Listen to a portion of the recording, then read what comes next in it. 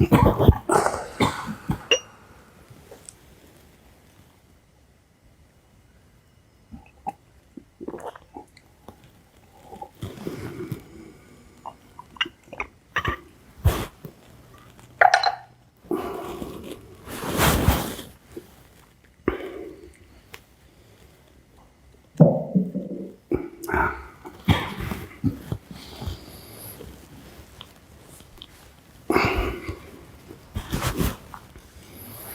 ่ละผู้ที่บวชมาอยู่เนาะนึกว่าเมื่อแล้วสันทัดมาหอดแล้วมันหอดเลย อยู่เลยตายฆ่าเลยโหลดเด้อ สิกลับไปเอายังอีกแหละมาอื่นกะบวชพระ1 องค์2โกนหัวไว้หลังยายอันปีกองก้อยนะ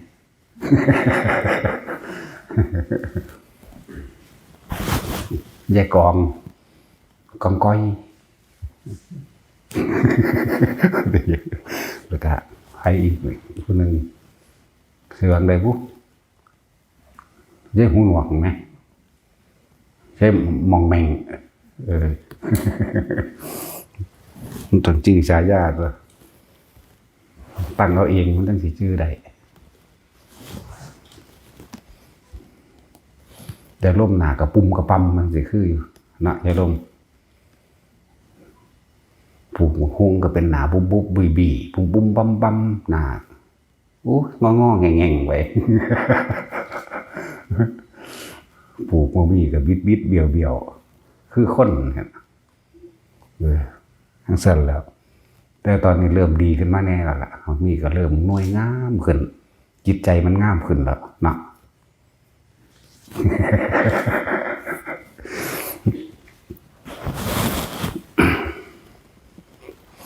นั่งตัวใจจอยอย่างละใครคำใดบ่มีสมองคือเก่าละ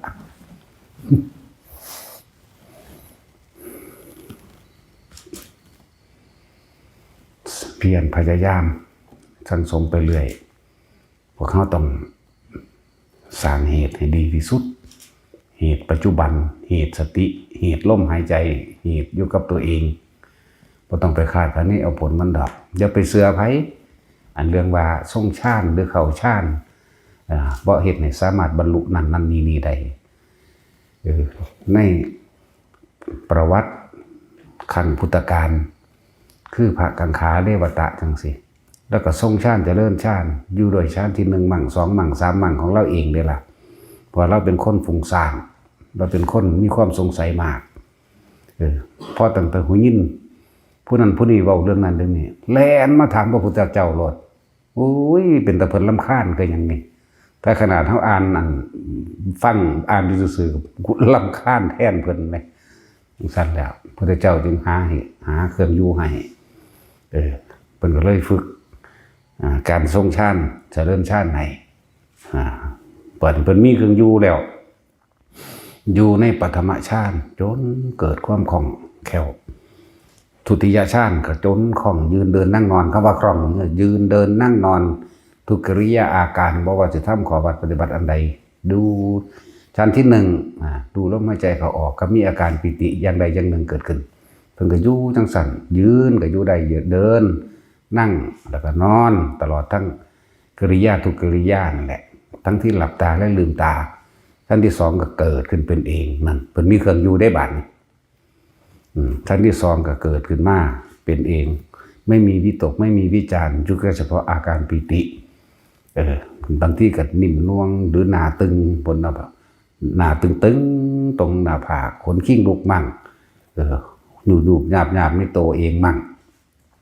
แต่นั่งก็สั้นไส้โยกไปโยกมามั่งเพิ่นก็เลยเป็นผู้ชำนาญในฌานแต่ละองค์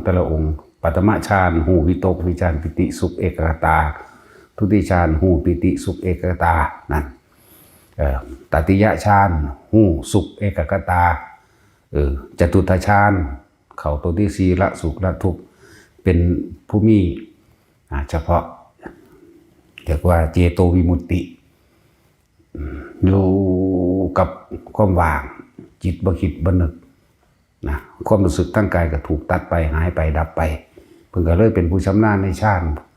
พระเจ้าเลยยกย่องเป็นผู้เลิศในการเข้าฌานออกฌานตลอดทั้งการทรงฌานเจริญด้วยฌานแต่ว่าถ้าเฮาสิมาคิดเบิ่งนั่นน่ะว่าเพิ่นบรรลุอรหันต์หรือเปล่าบรรลุตอนตายเด้อเพราะว่าเพิ่นสั่งสมสิ่งเหล่านี้ไว้เพิ่นสั่งสม ในการทรงฌานเจริญฌานนี่แหละเพิ่นบรรลุตอนพอดีกับสิ้นใจเด้นี่แหละจังว่าเฮาบ่ต้องไปคาดคะเนเอาผลมันไว้ว่ากูต้องบรรลุโสดาสกิทาคาอนาคาหรอกรวบสาวเดียวรวดเอามองเดียวมันเลยเพิ่นไปบรรลุตอนสิ้นใจนั่นแหละ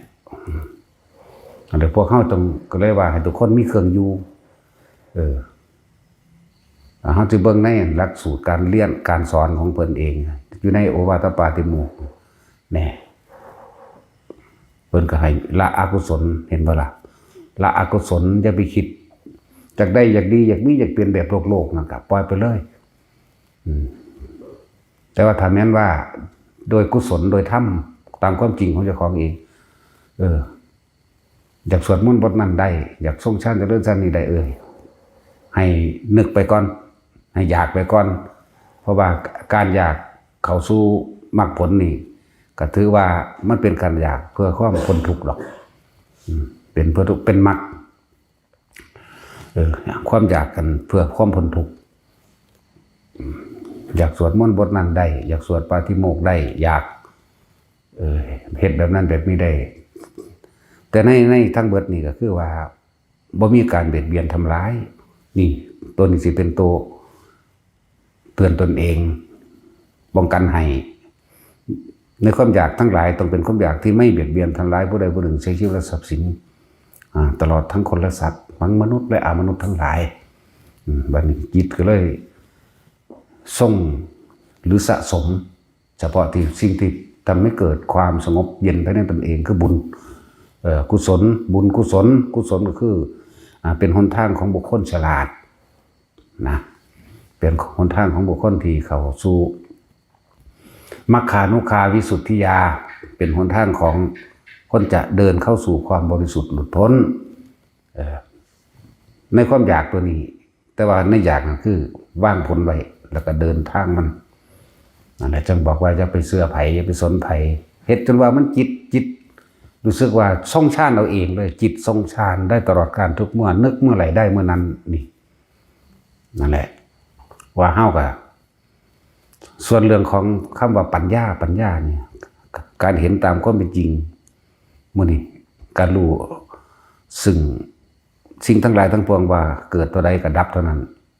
คนเกิดคนตายสัตว์เกิดสัตว์ตายต้นไม้เกิดต้นไม้ตายบ่มีอีหยังกี่รังอย่างยืนแน่นอนมีความบ่เที่ยงแท้ผู้ใดเข้าไปหยุดสิ่งเหล่านี้ก็ล้วนแล้วแต่เป็นทุกข์เพราะว่าเฮาเห็นตามรู้คือเขาเห็นแล้วเฮาสรุปมันลงได้แล้วว่าคืออนิจจังอนัตตาคือเกิดดับเท่านั้นเนี่ยบาดนี้ก็เหลือแต่เครื่องอยู่นึงเด้ทางปัญญามันก็รู้แล้วเพราะว่าเฮาอาศัยพระปัญญาของพระพุทธเจ้าที่เพิ่นบอกยอดของปัญญาคืออนิจจังอนัตตานี่บ่มีหยังเกินนี้ดอกบ่ซั่นสิว่าสิ่งทั้งหลายทั้งปวงไม่ควรเข้าไปยึดมั่นถือมั่นสัพเพธัมมานี่สัพเพคือสิ่งทั้งหลายทั้งปวงในธรรมในความจริงทั้งหลายนั่นแหละหรือในสิ่งทั้งหลายทั้งปวงนั่นแหละว่าสัพเพธัมมานารังนี่บ่ควรเข้าไปอภินิเวสายะนี่สัพเพธัมมานารังอภินิเวสายะสิ่งทั้งหลายทั้งปวงไม่ควรเข้าไปยึดมั่นถือมั่นคือจังว่าเฮาทำสมาธิทำฌานเพื่อจะเกิดความสงบแต่ว่ามันบ่สงบตามที่เฮาตั้งเป้าไว้ก็บ่ต้องเข้าไปยึดมันก็บ่ต้องไปโมโหใส่มันก็เพียงแค่ว่ารู้กับมันซื่อๆสงบก็ฮู้บ่สงบก็ฮู้เรื่องว่าบ่ยึดจักว่าล่ะนี่เอาเฉพาะภายในเลยนี่ก็เป็นแบบนี้นะสงบก็รู้บ่สงบก็รู้กูสิเข้าฌาน4บังกันหน้ามันเข้าบ่ได้มันได้แค่1แค่2ก็อยู่แค่1แค่2บ่ได้ไปกังวลกับตัวที่4ตัวที่5ตัวที่6ตัวที่7ตัวที่8ก็บ่ต้องนั่นแหละเองว่าเฮาสั่งสมสิ่งที่มันเป็นบุญกุศลบุญนี่ต้องสงบเย็นภายในจุดนั้นเอง กุศลคือความฉลาดบ่เอาไปหาเบียดเบียนทำลายผู้ใดผู้หนึ่งเสียชีวิตทรัพย์สินความกังวลมันก็เกิดบ่ได้เด้ล่ะคิดสัมมาสังกัปปะคือดำริแต่สิ่งที่จักให้ทำให้เป็นประโยชน์ต่อผู้อื่นเท่านั้นนั่นสิมีหยังซอยผู้ใดได้ก็คิด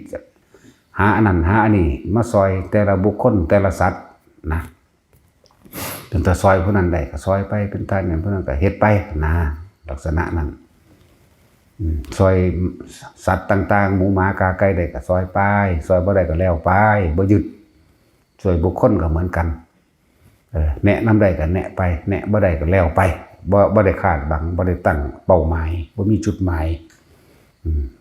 บ่โมโหเด้แต่มันเป็นจังซั่นคือเขาแนะนำกันทีเดียวนี่บอกแล้วบ่เฮ็ดกับเรื่องของเขาเฮ็ดได้ก็ยินดีด้วยนะยินดีด้วยเขาเฮ็ดได้เขาต้องการต่อสืบต่ออยากองค์นั้นองค์ชั้นที่3เฮ็ดจังใดที่4เฮ็ดจังใด5 6 7 8เฮ็ดจังใดนี่เฮาก็แนะให้ไปเรื่อยจังซี่นะนั่นแหละว่าจะไปสนไผจะไปเสือไผเด้ที่ว่ามันบ่บรรลุดอกคนผู้นั้นบ่ฮู้จักซ้ำดอกว่าฌานคือหยังเฮ็ดได้หรือบ่ผู้ที่สอดแทรกเข้ามาจังซี่นะแต่อยู่โดยลำพังผู้เดียวในป่าในดงป่าซ้ำหนึ่งที่บ้านเมืองรอบๆอยู่กับพอได้ยินเสียงคนเสียงรถพอได้เห็นแสงไฟน้ำบ้านน้ำเมืองอยู่เฮาก็ยังบ่ได้ว่าเอาเด้ป่าแบบบ่ฮู้ยินเสียงคนเสียงรถบ่เห็นแสงไฟแสงอิหยังเลยล่ะพุ่นน่ะเอาแบบเงียบไล่เสียงมนุษย์และสัตว์เลี้ยงเลยพุ่นไล่แสงไฟบ่มีแสงไฟบ่มีหยังพุ่นน่ะเคยอยู่เคยเป็นมาหรือยังนี่ผู้จังสันเพิ่นจังสิเข้าใจลึกซึ้งว่าการทรงฌานการอยู่ในอารมณ์อันเป็นหนึ่งจิตมันตั้งมั่นดีแล้วมีเครื่องอยู่ดีแล้วมันมีคุณค่าขนาดใดความกล้าก็ไม่มีความกลัวก็ไม่มีนี่นั่นแหละจิตมันก็ตั้งมั่นทั้งตัววันนี้แม้นสิ่งใดสิ่งหนึ่งเกิดขึ้นผจญกันเกิดขึ้นประสบพบเหตุต่างๆตามความเป็นจริงคือเขาอยู่ในป่าในดงมากสิเขายินแต่เสียงเสือที่มันเป็นเสียงในหนังเนาะมันโอกเลยในหนังเด้ของจริงมันก็เป็นแนวนั้นเด้ถ้าจิตบ่ตั้งมั่นบ่มีเครื่องอยู่แท้ๆย่านขนาดเด้คือแมวเลยเสือก็ดีเวลามันห้องใส่กันคนละฝากเอาใส่กันเด้ว้าวใส่กันอยู่โง่มันธรรมดาบ่บ่ได้โกกากคือเฮาเห็นในหนังเด้คือแมวแต่ตัวน้อยๆก็ได้แง่วอยู่คือกันนั่นล่ะก็วันแมวพุ่นล่ะตัวน้อยลูกมันก็เลยตัวใหญ่มันเอาเด้บ่ได้แวนเด้กูกากกันที่ในหนังทั้งกันแง่วซั่นบ้ามันแมวนะซั่นตีมันบ่แม่นเวลาหยอกกันก็คือกันกับแมวกัดกันอุกเหงาใส่กันแบบแมวเลยเด้นั่นแหละถ้าว่ามีเครื่องอยู่จริงๆอยู่บ่ได้เด้เครื่องอยู่ของเขาคืออยู่ในกายเขาเองแหละ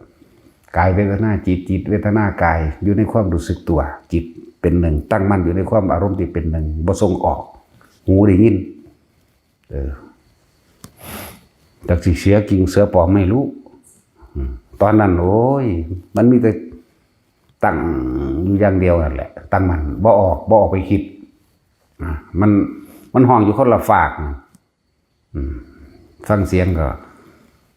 แต่สิตัวผู้ตัวแม่บ่รู้ละทั้งนั้นก็เอาจะทั้งคนอันนี้ก็เอาเสียงหน่อยเสียงใหญ่ใส่กันเด้มากกัดกันแบบแมวเลยว้าวใส่กันเสือมากัดอยู่ต้นหากูที่หีแมวนี่แต่ว่าบ่ได้คิดเด้ต้นหาเฮานี่แหละ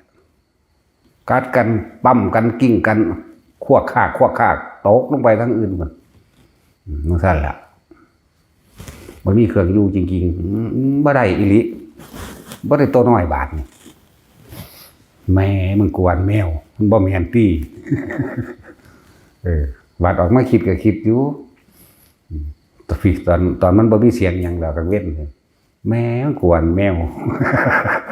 มันบ่แม่นตี้บักใหญ่เพียงแอวคือปาดโตน่ะตัวน้อยก็มีบางทีก็มากับลูกลูกแลนมาก่อนแง้วแง้วมันบ่แม่นตี้หามึงนี่ซ้ำหมาเหรอ หยอกกันคือกันกับแมวหยอกกันกัดกันหยอกมาเล่นกันนั่นแหละจังว่าเฮาถึงเห็นคุณค่าของการทรงชาติเจริญชาติเห็นคุณค่าว่าจิตตั้งมั่นเป็นแบบใดมันบ่หวั่นไหวหรอกหลายอย่างอันเป็นของลึกลับก็เกิดขึ้นหลายนี่แหละจังว่าเฮาเฮ็ดให้มันจนเกิดความเคยชินเถอะอยู่กับความรู้สึกในกายความคิดบ่ออกไป บางทีก็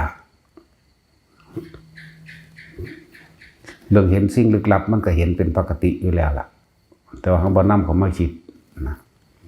นี่เบิดนะแต่สำหรับผู้เพิ่นเรียกว่ามอบกายถวายชีวิตต่อธรรมแล้วนะครับเขาจะบ่หวั่นไหวกับความตายหรอกนะมันยังมีดอกแนวเฮาบ่หาตั้งไปเอิ้นปกปักรักษาอีหยังก็ได้ดอกแต่ว่าตอนไปใหม่ก็เรียนรู้อยู่ดอกว่าอุทิศบุญหรือทำความผูกมิตรไปคือบทวิรูปเขบทอันเมตตาไปเมตตาบทกรณีก็สวดไว้ในใจนี่บทกรณีขึ้นตอนไปจริงๆก็เป็นแบบนั้นอยู่บทกรณีเป็นนำทางแล้วก็บทวิรูปเขแล้วก็ฉัตรทันตะมื้อนี้สวดไปสวดไปในใจไปเรื่อยแต่ว่าชินแล้วก็บ่สวดหยังดอกชินแล้วบ่สวดนั่นแนวจังซี่มีแต่ใส่อำนาจโดยพุทธานุภาพธรรมานุภาพสังฆานุภาพสัจจญาธิฐานบุญอันใดที่ข้าพเจ้าก็ทำมาแล้วตั้งแต่อดีตตอนต้นจนถึงปัจจุบันณขณะนี้ขอผลทานบุญกุศลกรรมดีที่ข้าพเจ้าก็ทำมาแล้วเนี่ยจงมีแด่สรรพสัตว์ทั้งหลายไม่มีที่สุดไม่มีประมาณทุกหมู่เหล่าบรรดามีท่านทั้งหลายเราใดต้องการโมทนาบุญกับข้าพเจ้าขอท่านทั้งหลายเหล่านั้นจงโมทนาได้ตลอดการทุกเมื่อเถิดนี่ก็เล่นนึกไปจังสี่เอาแต่ถึงเวลาทำบัตรก็ทำอยู่เด้ทำแล้วก็บ่มันทำหน่อยๆพร้อมทำบักหลายเลยถึงเวลาทำที่พวกเข้าสวดแต่ละมือแต่ละชุดที่1ชุดที่2ชุดที่3สวดหลายก็นั่นอีกสวดบักหลายเลย3 ชั่วโมงกว่าๆทั้งมือเลยทั้งมือก็อยู่ประมาณ3สวดบักเร็วเด้ว่ามันสวดซ่าๆคือเข้าสวดเด้พวกเข้าอันพากันทำบัตรอยู่นี่ถือว่าซ่าเด้จักว่าล่ะนั่นแหละนั่นคือจังสวดบทปริตบทกรณีอย่างสิกรณียมัตตกุสเรนะจันทังสุตังปตังอภิสเมจัสโกอุจุจัสโหจุจัสโหจุจัสมุตุนาติมานิสันตุสโกจัสปโรจะอภิกิจจัสโลโกปฏิสันติตริโจจัลิปโกจักขปโกกุลิสโนนุกิโตนี่สวดประมาณเร็วซ้ำนี่แหละสัพพะภาษากรังคุรัสุปสัมปราจะปริโยธรรมังอิตังพุทธนาสัสนังอนุปวาโตนุปคาโตปาติมาโคจะสังวโรมัตันจุตาจะปัตตสมิงปันจัสสะจัสนังอธิติจะอาจเอตังพุทธนาสัสนังอนุปวาโตนุปคาโตปาติมาโคจะสังวโรมัตันจุตาจะปัตตสมิงปันจัสสะจัสนังอธิติจะอาจเอตังพุทธนาสัสนังสวดเร็วๆแบบนี้พวกเขาที่สวดได้หรือเปล่าสวดพร้อมกันได้บ่ก็บ่ได้พวกเขาต้องมาเป็นจังหวะจะโค่นเป็นทำนองเนาะมันใจสั่นใจเงาบ่คือกันนั่นแหละคือเขาเห็นเขาเจ้าสวดปาติโมกข์ละมันเร็วเด้นะสวด3 ชั่วโมงเด้นี่อันสวดซ้ำนี่แหละได้บ่คล่องเปิดหนังสือใส่เอาเลยหลังเว้นไต่เพี้ยนใส่เอาจังสั่นแหละเฮ็ดแบบนี้เฮ็ดจังสั่นตลอดเด้นั่นแหละพวกเขาอีหยังไม่ได้เสี่ยวได้นี่ เนาะความสะดวกสบายของน้ำก็อยู่ในตัวเองใครตัวบอยเห็ดเอาดากนอนใส่เดียวของน้ำไปรดมันจะว่าอะไรอย่างไปของน้ำมันเป็นของน้ำของนอนยังไม่ไปอยู่ในตัวความอยู่ความกินกันได้ กิน8 คาบพุ่นเนาะอันบ่ได้ว่าสิไปกินหยังก็ไปได้แล้วแต่มึงสิเป็นไปหมากกงกกก็บ่ค่อยมีเด้ มาเขียงพอมีอยู่มาเขียงแต่ว่ามันเป็นดอนๆแบบว่าเป็นสัตว์เป็นหม่องไปบ่ได้มีทั่วไปเด้ทั้งเธอก็นำแมงมาเขียงนั่นแหละรู้จักมาเขียงบ่รู้แล้วพวกนี้แต่คนบ้านนอกบ้านอีสานเฮาก็พอรู้จักคือดอกมาก้นโคกมาเขียงมาข้าวสารได้กินหมากอีหยังบ่แล้วหวานเพิ่นมาข้าวสารดำๆคือกันลูดมากกับแม่มึงบาดนี่ปุ่นท้องขึ้นย่างใหญ่เมาปวดหัวโอ้ยนั่นแหละที่บอกว่ากินเงียวใครต้นปวดเงียวให้อยู่ กินแล้วมันกระหากออกตัวมันจังเศร้าธรรมดาเดี๋ยวจะหมากยังบ่แล้วมันคล้ายๆมาข้าวสารต้องแหล่งแล้วบ่ค่อยมีเด้ถ้ามาตีนเขาในไข่ในอาจจะมีมักคอกเพราะได้กินเพราะได้ติดแขวอยู่ถ้ามันบ่แม่นสุขสบายเด้อแต่ไม่เห็นเบาๆหัวอยู่นี่มันหัวเราะความทุกข์ซื่อๆเด้กูบอกกับมึงอีกดอกว่าซื่อๆเด้แต่ว่าเรื่องป่วยนี่บ่ค่อยมีปานใดเรื่องเป็นไข้เป็นหวัดเป็นนั่นบ่มีหนาวก็มีอยู่ร้อนก็มีอยู่แต่ก็หาวิธีเอาเพราะว่าเรื่องไข้นี่บ่มีที่เป็นปวดหัวปวดแต่ปวดแขวนี่มี ปวดแขวจนหักออกนั่นล่ะหักออกเอาเองเลย 2-3 เล่มแล้วนั่นล่ะมันต้องอดต้องทนนำตัวอีหยังก็ดีว่าสั่นปัจจุบันปขันตีปรมังตะโปตีติขานิพพานังปะระมังวัตันติเนี่ยว่าทันอยู่นะหิปภะคิโตปรูปคาตีสัมมโนโหติปรังวิเหทยันโตนี่ก็ต้องมีความอดความทนไปนำของบุคคลผู้เขาสิเข้าถึงความสงบความบ่ร้อนความบ่กังวลมันมีความอดทนนำเด้นั่นแหละจังว่าให้ทุกคนอดทนทำพวกเขามากกระเซาะกระแสะกันมันบ่พอจะข้อขาดบาดตายดอก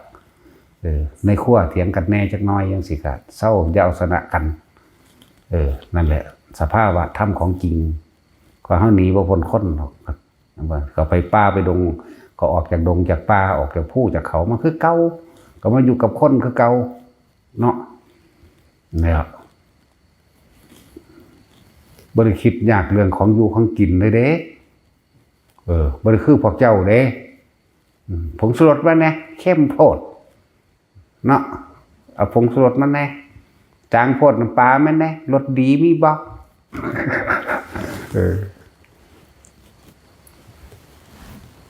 เอาขนมกับนมไปแน่ว่าจะกินยามมื้อแลงอยู่ธรรมดาบ่ได้คิดเลยเศร้าแรงบ่ได้มีเรื่องอาหารก็ไปปะปนในหันเลยเดี๋ยวแต่ส่วนมากก็อยู่กับการทรงชาติเจริญชาติหรือเขาชาติมันเขาเอาเองดอกนะ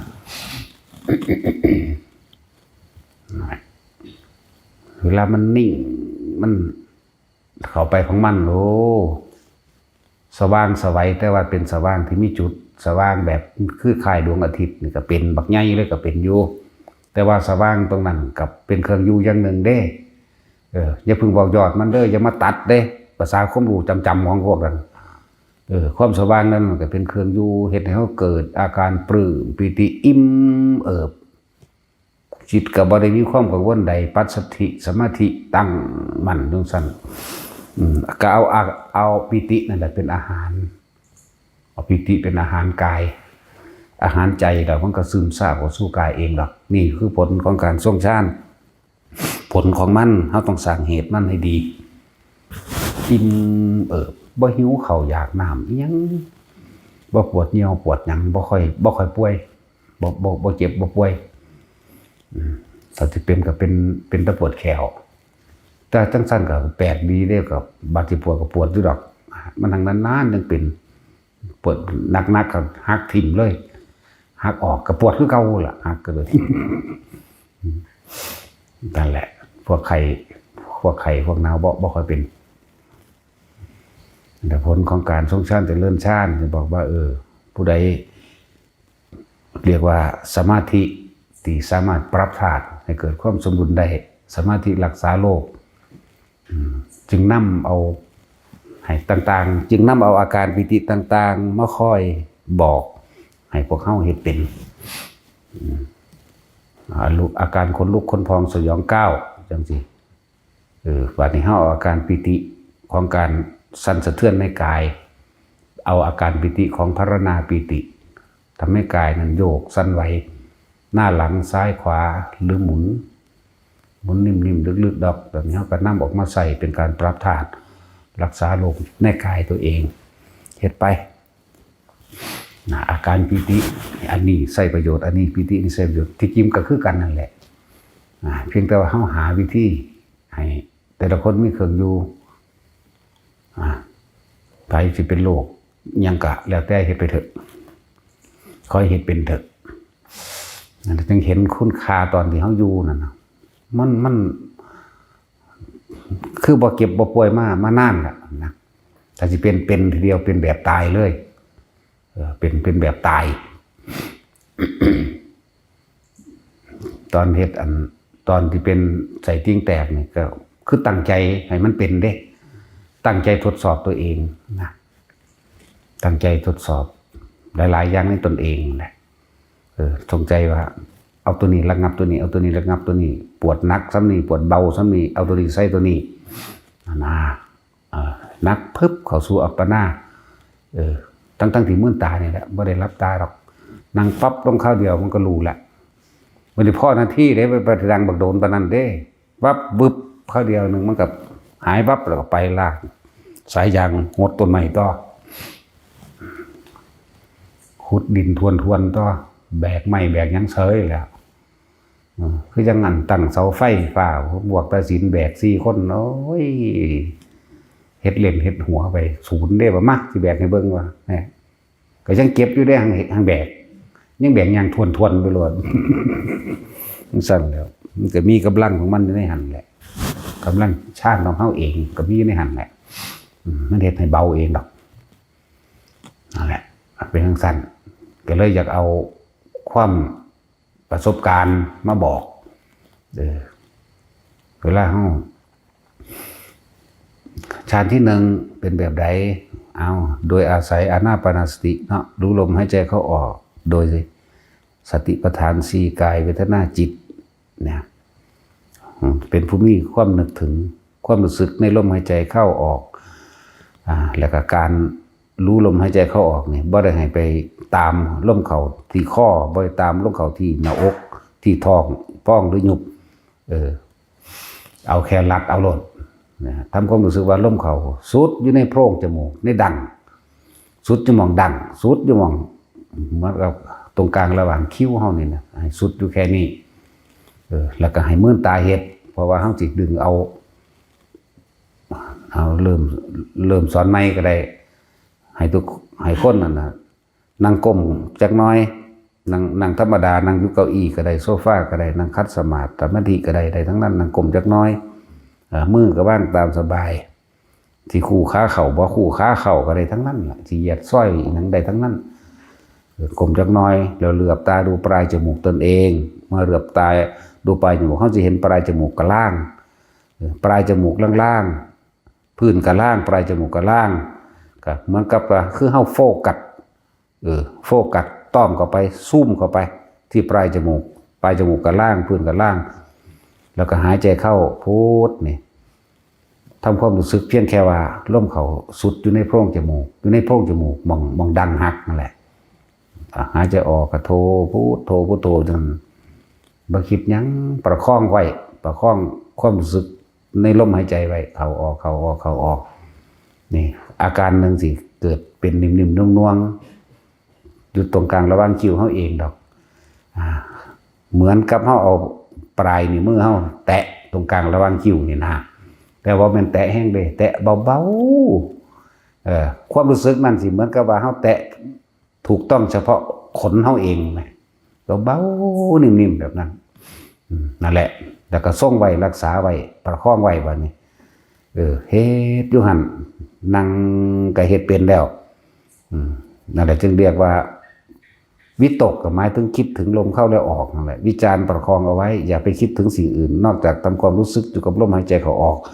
ปิติก็เกิดอันนุ่งๆนิ่มๆอยู่กลางหน้าผากกลางคิ้วอันเอื่นว่าปิติเอาปิติให้มันมาเกิดนี่หรืออีกว่าอีกอย่างหนึ่งก็คือว่าทำฐานกรรมฐานหรือฐานที่ตั้งแห่งการกระทำหรือว่าฐานที่ตั้งแห่งจิตสมาธิแปลว่าจิตตั้งมั่นตั้งตรงไหนตั้งตรงฐานที่ตั้งจิตตั้งตรงไหนกลางหน้าผากนี่แหละถ้าผู้ใดเฮ็ดเป็นโดยขั้นต้นแล้วนั่งเฮ็ดอยู่ผู้เดียวนั่นแหละสิค้ำซ้ายค้ำขวาหรือค้ำเท่าไรก็เฮ็ดไปเถอะนะสังเกตความรู้สึกนิ่มนวลอยู่ในระหว่างนั้นมันจะเกิดเอาเองได้บ่แม่นเฮาไปจับไปต้องไปใบไปใดๆบ่แม่นเฮาคิดให้มันเกิดความคิดของเฮาอยู่ในคำบริกรรมว่าพุทธกับความรู้สึกทางกายของเฮาคือลมขนาดให้จะออกโทเข้าพุทธออกโทสังเกตความนิ่มนวลอยู่หั่นนั่นแหละเรียกว่าเป็นผู้เข้าถึง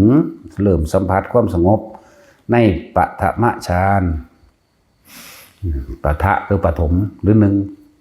ปัทมะเนี่ยแปลว่าปฐมหรือแปลว่าหนึ่งชานะเนี่ยแปลว่าเพ่งอยู่ในจุดเดียวเพ่งอยู่ในจุดเดียวอาการปิติเป็นเครื่องยืนยันว่าเป็นผู้ทรงฌานโดยฌานที่หนึ่งหรือสำเร็จฌานที่หนึ่งแม้ชั่วขณะก็ยังดีแต่ก็เฮ็ดไปเรื่อยส่วนชั้นที่สองแต่เขานั่งเฮ็ดจนชินแล้วนั่งท่าได้ก็ได้เดี๋ยวก็ยืนจนว่าชินเหมือนกันคำว่าชินนี่ต้องแค่หายใจเข้าปึ๊บเดียวเท่านั้นน่วงขึ้นกลางคิ้วกลางหน้าผากหรือกลางหัวก็แล้วแต่เด้อได้ทั้งนั้นเด้อพอเขาจะเอาความรู้สึกนิ่มนวลเลื่อนเนิบนาบอยู่กลางหัวเขาเองหรือหมุนหรือยังก็ว่าไปสำหรับผู้เป็นแล้วก็ยังงงปล่อยสำหรับผู้นี่สอนคนแนะให้คนที่บ่ทันเป็น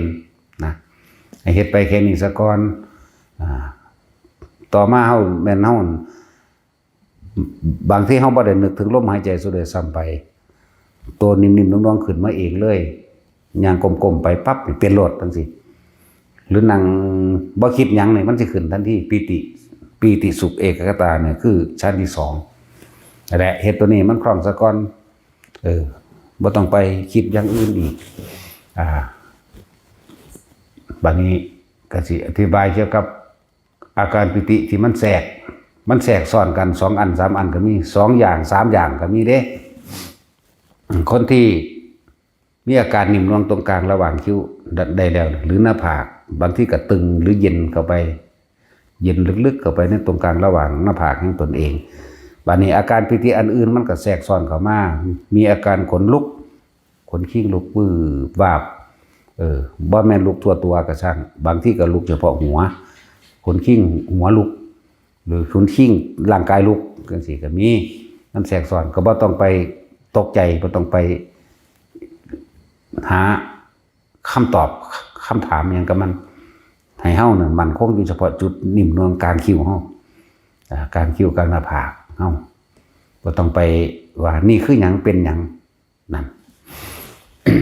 นี่คือปิติซ้อนอีกอันนึงปิติซ้อนอีกอันนึงถ้ามันนิ่มนวลอยู่เฮานั่งเฮาปล่อยมันโยกซ้ายโยกขวานี่มันก็โยกของมันเลยนี่โยกจริงๆได้บ่ได้เฮ็ดเอาเด้เพราะว่ามันชินอยู่แล้วเฮาสิปล่อยตัวใดออกได้ทั้งมัน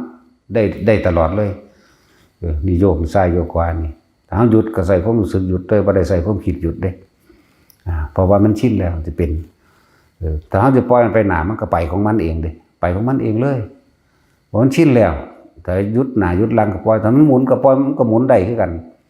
แต่ว่าหมุนลึกๆหมุนลึกๆแบบนี้อันนี้เฮ็ดเอาอันนี้แบบนี้แต่ความรู้สึกนี่ให้คนทุกคนจับจุดเดียวเท่านั้นจับเฉพาะหน้าผากนี่คือเรื่องได้ปิติที่มันแทรกซ้อนเข้ามาปิติซ้อนปิติบางที่ซ้อน2อย่าง3อย่าง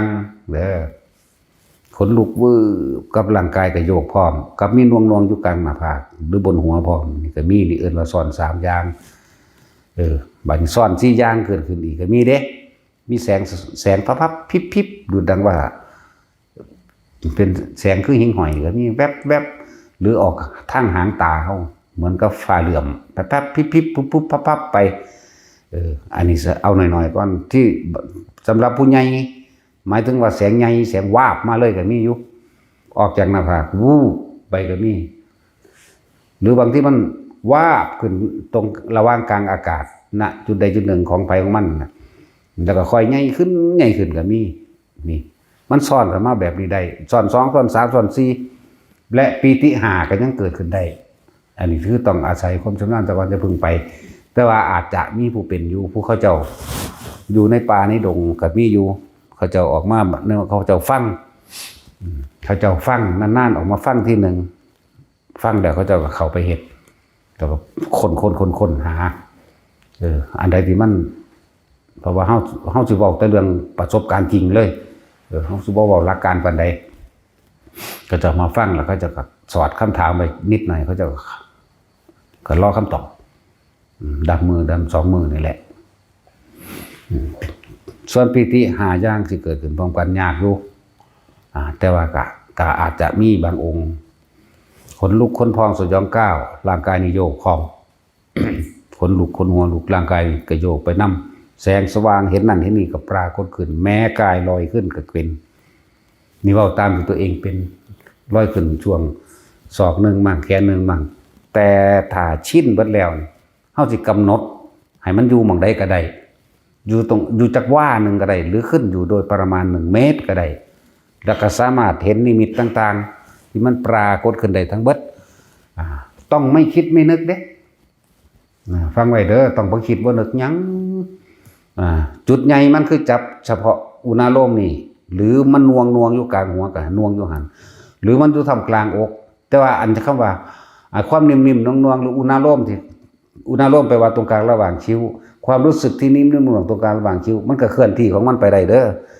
บนหัวก็ได้ตลอดตรงกลางท่ามกลางอกก็ได้ให้เข้าใจความรู้สึกอันนี้ว่าต่างๆเฮาอย่าออกจากกายอย่าออกจากเรือนแห่งกายบ่ให้ออกนี่คือคิดไปกับนิมิตมันก็เห็นเป็นธรรมดาล่ะผีสางนางไม้เทวดาอินพรหมตลอดทั้งลากสดหรืออีหยังต่างๆที่พุ่มมะเทวดาที่พวกเขาเอิ้นผีบังบดนะตลอดทั้งหลายๆแบบหรือสัมภเวสีหรือเป็นเรื่องเป็นเล่าแต่ว่าจะสนใจเขาสิไปสนใจแต่มีนิมิตหลายมันจะเป็นบาปไปน้ำนิมิตในสิ่งที่ปรากฏขึ้นเห็นนะก็ต้องสนใจตั้งมั่นอยู่ในความรู้สึกให้เลื่อนกายอย่างเดียวพูดถึงว่าอาจจะมีบางองค์นะคนนี่ยากอยู่เด้ถ้าหมู่ภิกษุสงฆ์บางองค์บางรูปอาจจะเป็นยุคสนใจจุดเดียวอยู่จุดนี้แม้กายจะลอยขึ้นแต่ก็อยู่จุดนี้ถึงขั้นนี้แล้วมันเริ่มชินชำนาญหลายแล้วล่ะคนพวกนี้สิโสเป็นโสตายคนพวกนี้สิเอาตัวเองเขาแหลกบ่แห้งแล้วล่ะแหลกตายแล้วล่ะแต่ว่าก็มีอยู่องค์2องค์นะอันที่ต่อไปไงนี่มีอยู่องค์2องค์อย่าสนใจอย่างอื่นให้ทำความรู้สึกอยู่ตรงกลางระหว่างคิ้วหรือหัวบางองค์อยู่หน้าอกก็อยู่หน้าอกเลยเด้อแม้นกายจะลอยขึ้นแม้นจะเห็นความแปลกประหลาดอย่างต่างๆก็ช่างบางองค์ที่อยู่หัวก็อยู่กับหัวบางองค์ก็อยู่หน้าผากก็อยู่หน้าผากเลยเด้ออย่าทรงออกนอกคือจะคิดออกรูปร่างลักษณะท่าทางของบุคคลสัตว์และสิ่งของต่างๆที่ปรากฏก็จะคิดออกเอาไปต่อยอดเอาเองเด้บ่แม่นว่าเฉพาะลอยขึ้นบ่แม่นเว้าถึงปีที่5กะเฮากับแม่นเฮานั่งอยู่ธรรมดาของเฮาเองบ่มีอาการทั้งนี้ก็ช่างแต่ว่ามันเกิดไปเห็นมันเกิดปรากฏขึ้นเว้าเรื่องของผู้ปีที่5ซะก่อนเอาให้ใส่ความรู้สึกซึ่งไม่ใช่ความคิดมันแปลกอยู่ได้นั่นนี่เด้อความรู้สึกที่ว่ามันลอยขึ้นมาได้ให้อยู่ในระหว่างกำหนดให้มันอยู่ในระหว่างศอกนึงหรือเมตรนึงก็พอยุ่งสั้นแหละนะเดี๋ยวกำหนดขึ้นกำหนดลงเอาเองแม้นเป็นใหม่ๆก็ต้องตกใจธรรมดาเพราะว่าขนลุกแห้งโผดขนขี้ลุกนี่วือขึ้นจนท่วมหัวขนาดว่ามีผม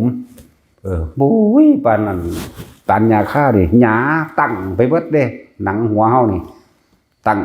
ไปเบิดเลยแล้วก็เกิดอาการร่างกายก็โยกน้ำหังบ่โยกแห้งโยกนิ่มๆโยกลึกๆพร้อมอันน่วงอยู่นี่ก็มีคือกัน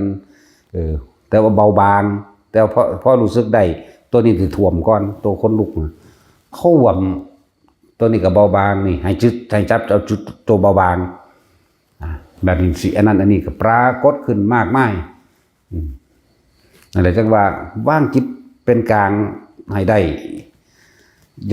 ย่าคิดว่าขนลุกเนี่ยเกิดขึ้นจากหยังนี่คืออธิบายให้ฟังแล้วโยกสั้นไส้เกิดขึ้นจากหยังก็บ่ต้องนะสิ่งที่ปรากฏขึ้นก็บ่ต้องไปหลงไหลกับมันนั่นแหละแต่ก็คอยกำหนดขึ้นกำหนดลงเอาเองจนกว่าเกิดชิ้นชำนาญ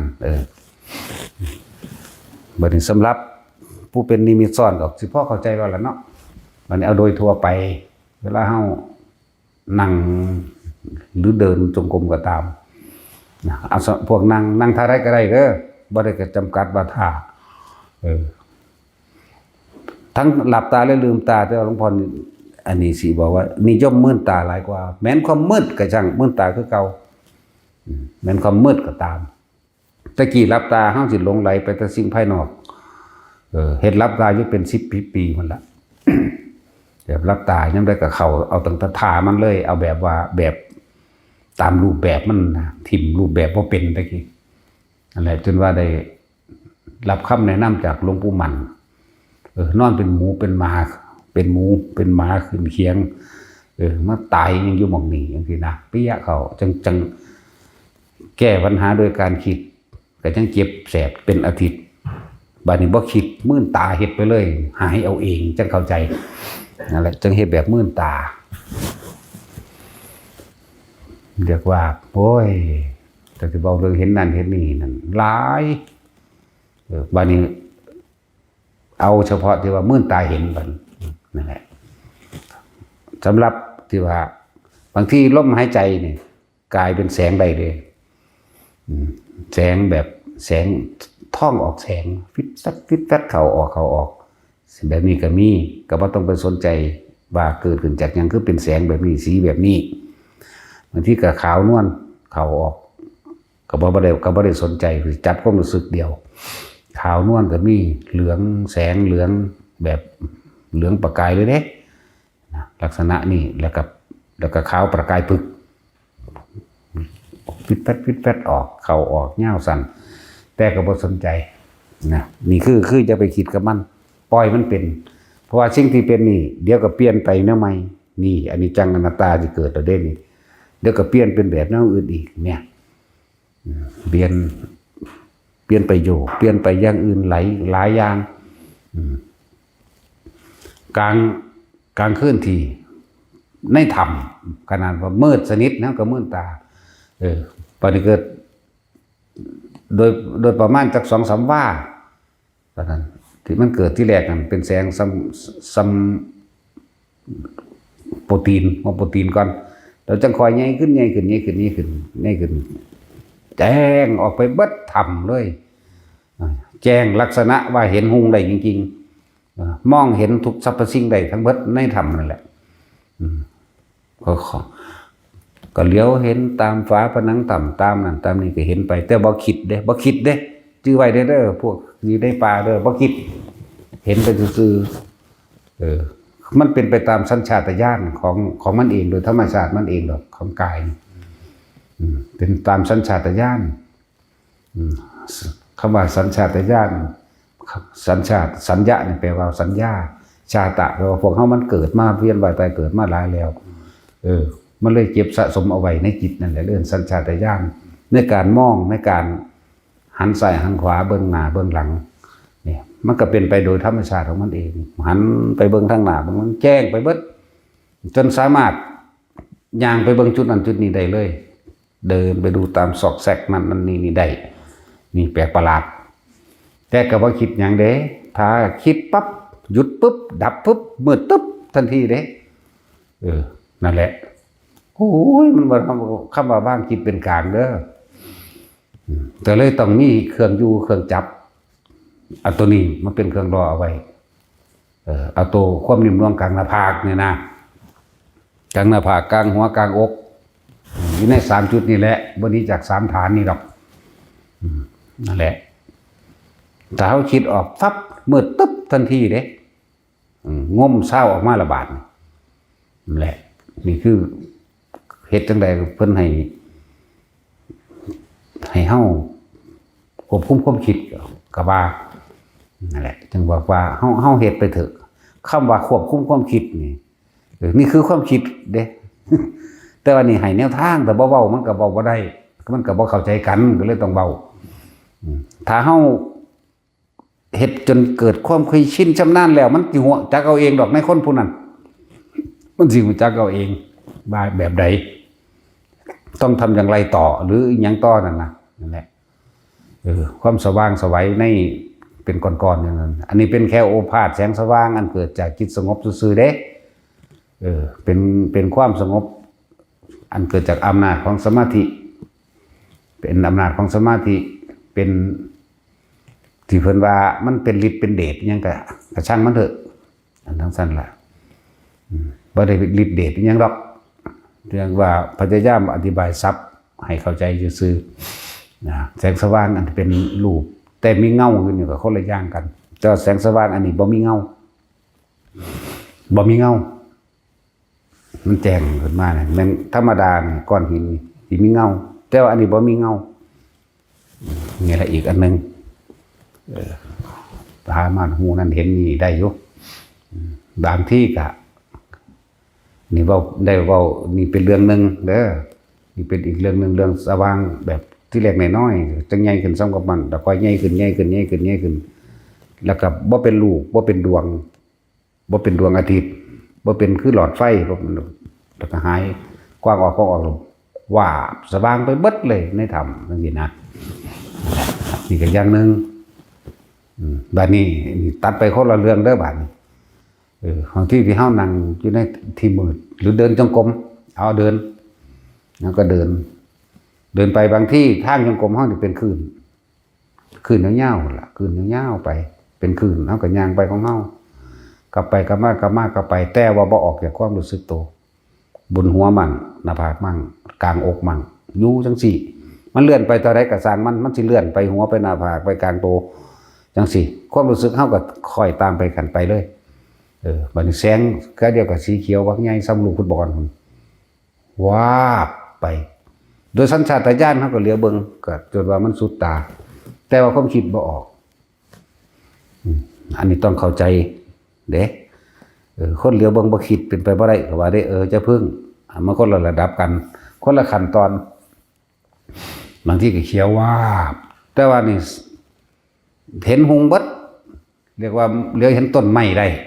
เห็นต้นไม้เห็นนั่นเห็นนี่ได้ต้นไม้ต้นหญ้าเหมือนกลางเว้นแต่ว่าเป็นเขียวสว่างบัดนี้เหลืองสว่างบัดนี้ขาวสว่างหั่นน่ะเป็นไปนี่ก็อย่างนึงนี่คนละตอนกันแบบนี้ก็มีทั้งเบิดนี่เรียกว่าสิ่งที่มาทดสอบทดลองหรือว่าอุปะสิ่งที่อุบัติขึ้นนั้นสิเป็นเครื่องรบกวนใจเฮาให้คิดออกไปกันนะคืออุปจารสมาธิก็ได้นะเรียกว่าอุจจารสมาธิอะไรแต่ว่าเฮาบ่หวั่นไหวหมายถึงว่าเฮาบ่คิดไปน้ำมันเป็นธรรมดาคนเป็นไม่คิดก็ต้องเป็นธรรมดาในการเพราะว่าเฮาบ่เคยเห็นเฮาบ่เคยเห็นสิ่งเหล่านี้อัศจรรย์ของจิตอัศจรรย์ของเวลาจิตสงบสมาธิต่างๆมันเป็นความอัศจรรย์ก็คิดมั่งเป็นธรรมดา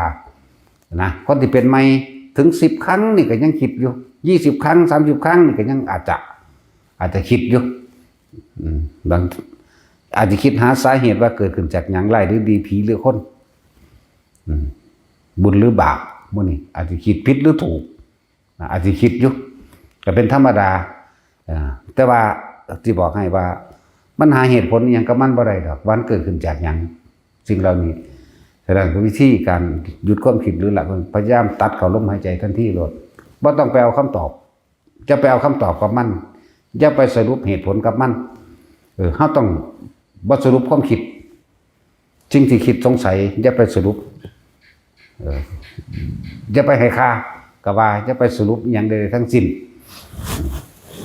วิธีหยุดวิธีละก็คือลมหายใจ กลับเข้ามาล้มเหมือนเดิมเลยที่แรกมันก็ธรรมดาเลยเว้ยมันก็ยื้อแย่งกันเป็นธรรมดาในความคิดยังสงสัยอยู่ยังไรคำตอบอยู่จากถามคนอยู่อันนั้นคือยังอันนี้คือยังหรือบางที่อาจจะหลงไหลว่าตะของเป็นผู้พิเศษมั่งหรือหูทิพตาทิพหรือแสงสว่างแล้วนี่เอามายืนยันเป็นมรรคผลนิพพานบ่ได้เป็นนี่เป็นแบบนั้นบ่ได้เพียงแต่ว่าเป็นแค่ว่าโอภาสแสงสว่างได้เกิดขึ้นแล้วซื่อๆโดยอำนาจจิตโดยอำนาจฌานโดยอำนาจจิตสงบอำนาจฌานอำนาจสมาธิภาวนาของเขาเองเป็นของเกิดขึ้นเอง บ่ให้ไปเอาคำตอบให้ละความเห็นให้ได้อย่าลงความเห็นใดๆทั้งสิ้นที่ละความเห็นก็คือลมหายใจควบคุมมันอยู่จังสั่นไปเลยโอ้ยเบิดปีเบิดชาติมันไปใส่มันสิบ่ได้แล้วนี่นะปีหนึ่งมันเป็นจังสิเฮ็ดบ่ได้ปะนะบ่งั้นสิเอาเดี๋ยวนี้เข้าแต่ก็ให้เข้าใจอีกอย่างหนึ่งคำว่าสัพเพธัมมานารังอภินิเวสายะสิ่งทั้งหลายทั้งปวงคือเฮาเห็นเฮาได้ยินเฮาได้กินนี่แหละบ่ควรเข้ามายึดมั่นถือมั่นบ่ยึดคือบ่นำเข้ามาคิดนั่นเองแต่บ่นำเข้ามาคิดแบบผิดหรือถูกร้ายหรือดีผีหรือคนเกิดขึ้นบ่ได้จิตไม่มีที่ตั้งโลดนั่นแหละจำตัวนี้ไว้นำเด้อ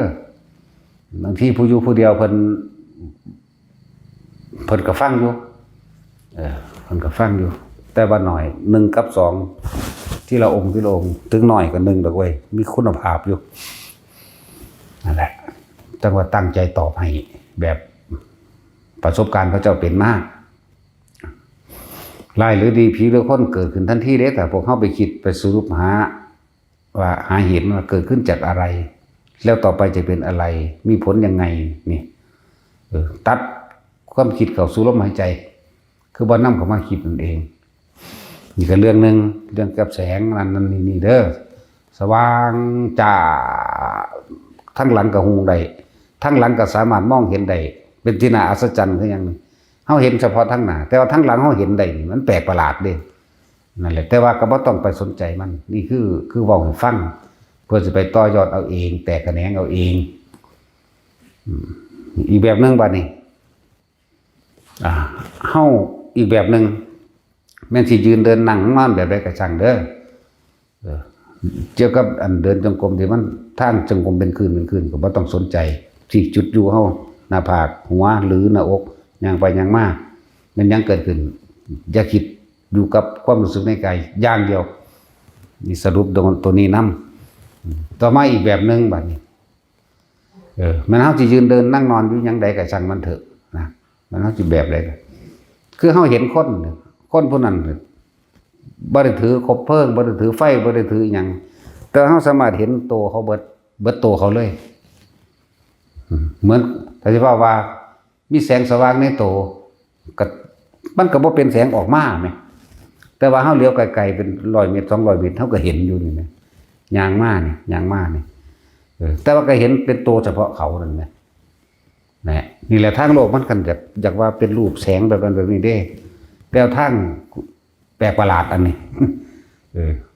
มันบ่มีแสงออกแต่ว่ามันเห็นเป็นโตเต็มๆมันนะนั่นแหละแบบนี้ก็มีแต่ก็ถ้าเฮาคิดปั๊บตัวนั้นสิเลื่อนล่างหายไปแต่เฮาสงสัยปั๊บเลื่อนล่างหายไปจะคงว่าเป็นหยังจังซี่ถ้าบ่ได้สงสัยหยังว่างจิตเป็นกลางคือต้องหาที่ตั้งนี่แหละจึงบอกว่าทุกคนจิตตั้งมั่นตั้งตรงไหนตรงความรู้สึกในกายเฮาเองนี่พูดถึงระดับคนที่เริ่มชินแล้วคนที่ท่านได้เป็นจะพึ่งเด้ฝึกเอาให้มันเป็นแบบเป็นชินซะก่อนในปฐมฌานทุติยฌานอย่างนั้นนะคนที่ชินเริ่มชินแล้วก็สิมีของลึกลับของน่าอัศจรรย์ของแปลกประหลาดปรากฏให้เห็นนิมิตต่างๆเห็นก็บ่ต้องคิดมันอย่างมากแล้วมันก็หายไปหรอกนี่ถ้าเข้าใจว่าอันนี้เกิดนี่ดับอยู่ในถ้าคำว่าไม่ยึดมั่นถือมั่นเนี่ยไงคำว่าสิ่งทั้งหลายทั้งปวงไม่ควรเข้าไปยึดมั่นถือมั่นอย่างไงมันก็เกิดแล้วมันก็ดับมันก็หายของมันเดี๋ยวมันบ่ยางอยู่จังสั่นมันบ่ยืนอยู่จังสั่นมันบ่เห็นอยู่จังสั่นคือมีอีกบ่ได้หลายครั้งก็ได้ครั้งนึงก็บ่ถูกหลายครั้งแต่ว่ายกตัวอย่างที่ว่าเฮาก็นั่งอยู่ก้อนหินบ่แม่นนั่งสมาธิแบบท่าทางบ่แม่นเต็มรูปแบบนั้น นั่งทะเนิงอยู่นั่งทะเนิงอยู่นี่แหละนั่งสบายนั่งทะเนิงอยู่เดี๋ยวไปประมาณ100 เมตรนี่มีคน2-3 คนจุซื้อมันก็เป็นกองไฟวูบขึ้นมาเหมือนกับคนดังติดไฟจุดฟืนจุดไฟธรรมดานี่แหละ2-3 คนคุยกันอิ่มอยู่เฮาก็เหลียวเบิ่งอยู่เฮาบ่สนใจเสียงชัดเขาบอกกันเรื่องนั้นเรื่องนี้เสียงชัดถ้าเฮาสนใจมันต้องคิดว่าเขาบอกกันเรื่องใดนอนนี่ปุ๊บล่างเลยเสียงนี่สิเป็นไปสื่อบอกกันปุ๊บไปธรรมดาบัดนี้เฮาสิย่างไปหาลุกขึ้นย่างไปหานี่ความคิดมันเกิดเห็นบ่อยากไปพิสูจน์หรือดีใจว่ามีหมู่ที่ย่างไปหาตัวนั้นก็เคลื่อนไปเด้เคลื่อนไปเฮาย่างไปมันก็เคลื่อนไปของมันเองมันเคลื่อนออกเอาเองไหม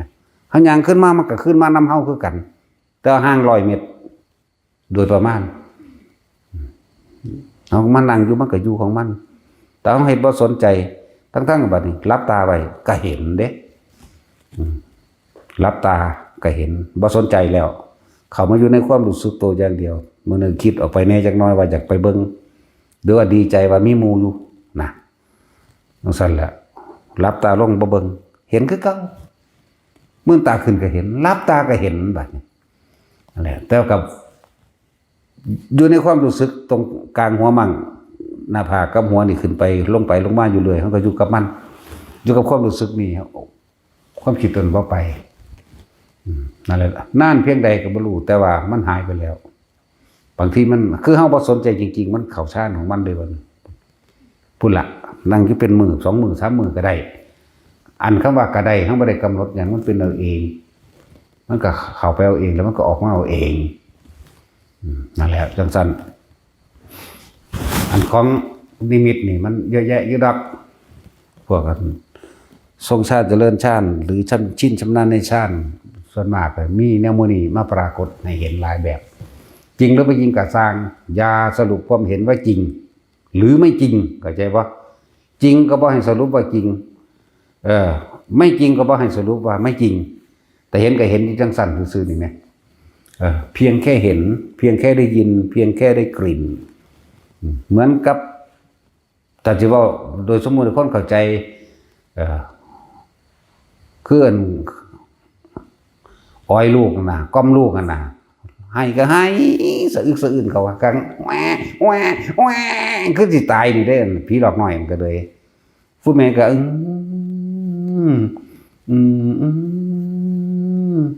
แล้วก็นอนสลารับตาเมียจะก้อมมันนะหายคือสิตายใจขาดแหละแต่เขาสิย่างไปเบิ่งเศร้าเด้เขากลับขึ้นมาคือยิ้มอะไรจนบ่สนใจเลยบาดนี้ก็อยู่ตะกับตัวในชาติแล้วมันก็ดับ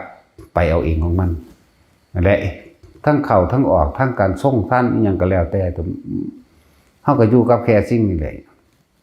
นักปฏิบัติทั้งหลายอยู่กับแค่นี้แหละมันสิบรรลุหยังบ่บรรลุหยังก็สร้างเข้าใจบ่ล่ะแต่ว่าในระหว่างท่ามกลางหมายถึงเฮาฝึกหัดปฏิบัติจนเฮาตายนี่ก่อนเฮาสิตายเนี่ยให้เฮาหาเครื่องอยู่แบบนี้สิมันสิบรรลุหยังบ่บรรลุหยังก็สร้างมันคือเฮาบ่ไปตั้งเอาไว้แบบนั้น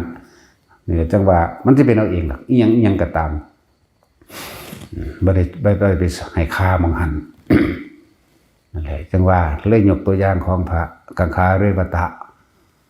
แต่สิพูดถึงจริงๆแล้วก็ว่าเพิ่นมีเครื่องอยู่เพิ่นแล้วเพิ่นเลยหายสงสัยแต่ว่าเฮาก็ได้ความรู้จากเพิ่นนั่นแหละมันอ่านพระไตรปิฎกจบมันหลายรอบแล้วหลายรอบอีกที่แรก2 รอบ 3 รอบก็รู้สึกรำคาญเพิ่นคือกันนั่นแหละบาดเอาเข้ามากักแล้วเฮาก็น้อมมาเบิ่งเฮาก็ได้ความรู้นำเพิ่นอ๋อเป็นผู้ทรงฌานเจริญฌานเป็นผู้เลิศในการเข้าฌานออกฌานหยังก็ว่าไปนั่นแหละก็เลยเอานำตัวนี้มาเป็นประโยชน์ให้พวกเฮาแล้วก็เอาอาการปิติต่างๆนี่มาใส่งานใส่กับชีวิตจริงใส่ปรับธาตุรักษาโรคก็ว่าปรับธาตุตัวใดมันบ่สมบูรณ์เฮ็ดไปเรื่อยๆเถอะ 2-3 เดือน4 เดือนมันก็หายดอกอันผู้เฮ็ดไปเรื่อยๆนั่นมื้อนึงอย่างน้อยก็ส่งให้มันได้จัก5 นาทีนี่แหละเว้ยแต่ละมื้อคนที่ป่วยเป็นโรคมะเร็งหยังก็สร้างคนที่ป่วยเป็นหยังก็ตามหรือบ่ป่วยก็ตามเฮ็ดไปเถอะเฮ็ดไปเถอะที่ว่าให้เอาให้ร่างกายมันสะเทือนโดยเอาอาการภารณาปิติออกมาให้มันสะเทือนข้างนอกคนส่วนมากสิเขาว่าปุกพะจังซี่นะเขาบอกเขาว่าก็สิเป็นมันตึบๆเด้อน่ะมันแห้งเด้มันคนละอย่างกันแต่ว่าอันนี้มันสิไปนิ่มๆของมันนะนิ่มๆของมันงอกๆๆอยู่หั่นแหละเป็นนิ่มๆเพื่อให้ร่างกายสะเทือนโดยอาการปิตินี่สิเฮ็ดให้กายสะเทือนของมันเองค่อยฝึกเป็นเฮ็ดเป็นหลายอยู่ดอกหมู่พระภิกษุพวกเฮาอยู่นี่เฮ็ดเป็นเกือบทุกองค์นั่นแหละสิเป็นเบิดแต่พวกเฮามาฝึกอยู่นี่ก็สิเป็นหลายคนแล้วล่ะปรับธาตุบางคนที่มันนั่นเป็นโรคอิหยังก็บ่รู้ล่ะก็สร้างของมันสิโรคหยังก็สร้างบางคนที่เกิดเจ็บปวดบางใดบางหนึ่งในจุดของร่างกายเฮ็ดมันได้5 นาทีครับก่อนจังเลิกนั่นแหละมันเรียกว่าเผากรรมก็ว่าใส่กรรมตอนนั้นก็ว่าเข้าใจว่าล่ะก็ให้ความหมายว่าเผากรรมใส่กรรมกำลังสดใสเฮ็ดไปเอาได้ตามกำหนดกฎหมายจุดหมายมันแล้วก็เลิกแต่เฮาเนี่ยปวดโอ้ยกูอดบ่ได้ไปเศร้ามันก็เศร้าคือกันแต่อย่าลืมว่าพวกเจ้าบ่ทันได้สดใสของเก่าให้มันเบิดเจ้าสิใส่ตอนนี้มันเบิดเลยบ่หรือเจ้าสิไปใส่ศาสนาบ่เนี่ยถ้ามันสิทุกข์ก็มึงทุกข์เต็มที่มันสิเจ็บสิปวดมึงเจ็บปวดเต็มที่ในศาสตร์นี้ศาสตร์เดียวโลดหั่นนะต้องมีตัวตัดสินใจต้องมีลูกตัดสินใจคนที่เจ็บในจุดใดจุดหนึ่งก็ปล่อยมันเจ็บอยู่หั่นน่ะแต่เฮาตั้งเอาไว้สัก5 นาทีไว้เนี่ยก็เอา5 นาทีแหละตั้ง1 นาทีตั้ง2 นาทีมันก็เลิกตัวนี้แหละมันก็เศร้าคือกันเด้หมายถึงว่ามันก็บ่เก็บเด้นั่นแหละจังว่าสดใสไปเถอะเฮ็ดไปเถอะที่ว่าใส่กรรมก็ว่าเผากรรมก็ว่าหรือมันกำลังปรับธาตุจุดที่มันพิการแปลว่าไม่สมบูรณ์เลือดเจ้าบ่สมบูรณ์เนื้อหนังเจ้างานบ่สมบูรณ์ใส่เจ้าบ่สมบูรณ์หัวเจ้าบ่สมบูรณ์เข้าใจว่าล่ะอันใดต่างๆมันบ่สมบูรณ์ก็ปล่อยมันเอาตั้งไว้1 นาทีไว้2 นาทีไว้5 นาทีไว้ก็เฮ็ดไปนะเฮ็ดไปเรื่อยนี่สำหรับคนที่เจ็บเป็นจุดมันก็ดูนขึ้นมาเจ็บมาปวดเป็นจุดบางคนเหมือนกับเอาเข็มหรือเสียนแทงมาจากทางหลังสอดมาทางหัวใจก็มีเด้ป๊าบขึ้นตรงหัวใจก็มีหายใจก็บ่เข้าพุ่นเด้อันนี้เคยเป็นแล้วอันนี้เหมือนกับเอายังแทงจากข้างหลังสอดมาตรงหัวใจเจ็บยังขัดเลยล่ะคัดเข้าไปในตัวนี้เลยหายใจบ่เข้าปล่อยเลยบ่ได้สนใจนั่นแหละปล่อยยุ่งสั่นล่ะล้มตายไปก็สร้างหัวมันนั่นแหละเฮ็ดไปมันก็เศร้านั่นจังว่าเฮาก็เลยว่าส่วนมากกันอาหารใจนี่ก็มีแต่อาการปิตินี่แหละพอดีมันก็ซึมซาบรักษาปรับธาตุในกายหรือรักษาโรคก็ว่าไปแต่ว่ารักษาโรคมันต้องเข้าใจแน่ถ้าว่าปรับธาตุมันพิการธาตุมันบ่ปกติมันป่วยนั่นแหละแต่ว่าปรับธาตุที่บ่เข้าใจไว้เถอะที่ว่าฟอกธาตุฟอกขันธ์ก็ฟอกไปเถอะ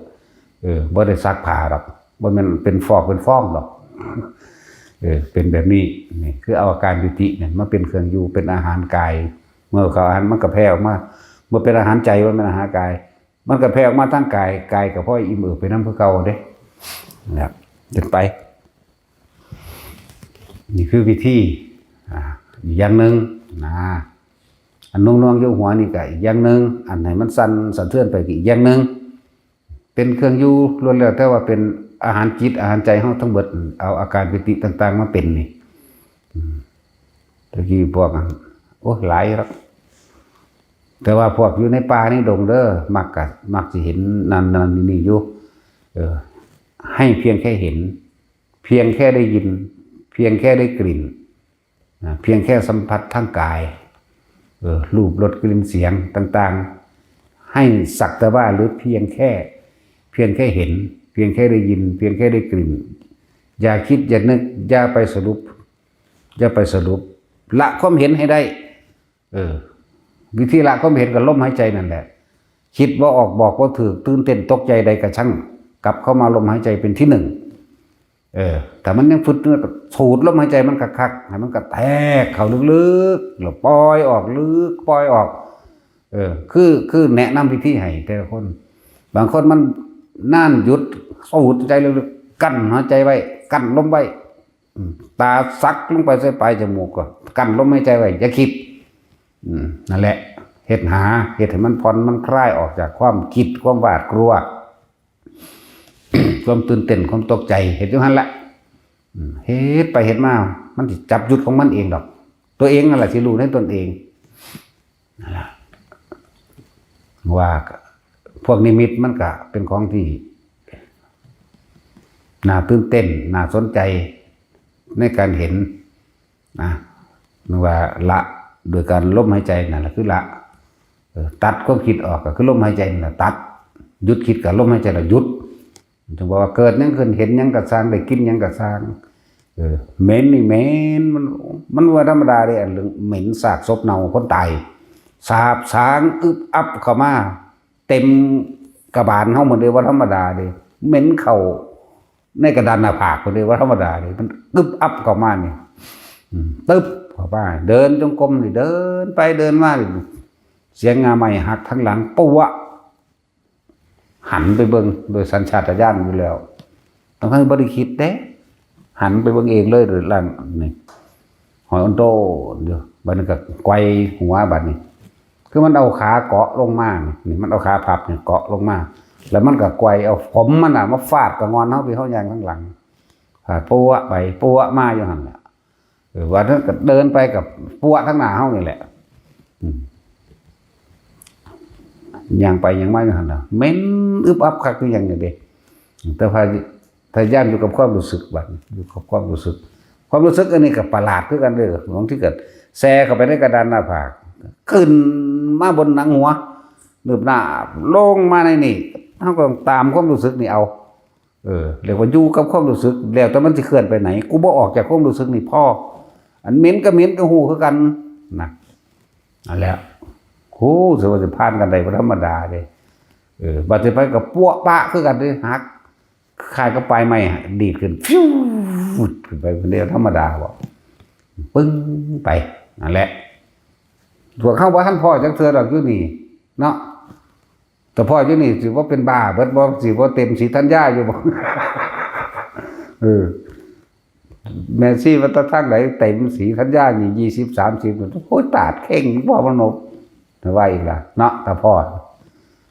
พ่อตาบ้าพวงตัวเป็นใส่กันรถแต่เงียบด้วยกันเหตุตาซ้อนแล่นว่าพื้นคนนั้นคนนี้เบ่งในหันนั่น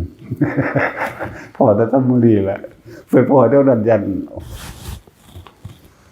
เขาสิบหลับบ่บุนั่นแหละฝึกกระทบกระแทกกันอยู่ในนี้จะหนีออกจากความรู้สึกในกายตั้งความรู้สึกในกายเอาไว้น่วงอยู่หัวอยู่หน้าผากของเองมันโลดผู้ใดบอกยังก็จะไปสรุปความเห็นว่าผู้นั้นผิดผู้นี้ถูกเถาะเข้าใจว่าล่ะเต้ยแบบผู้ใดมีหน้าที่ยังเห็นไปนะนั่นแหละสมาทาน